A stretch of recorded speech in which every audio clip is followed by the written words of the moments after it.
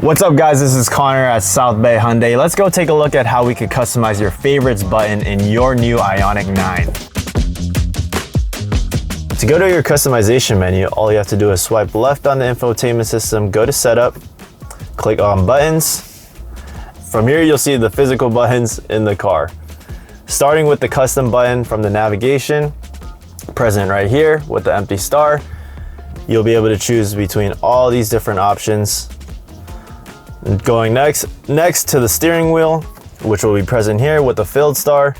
Also, again, having all these different options.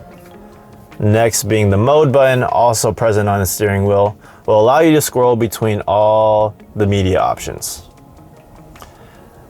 Next, the arrows on the steering wheel, present right here next to your volume knob. You'll be able to change between your favorite stations and channels, or change the stations / the frequencies. And last but not least, the volume / tune knobs, which swaps the positions of the volume and the tune knobs functions from left to right or right to left.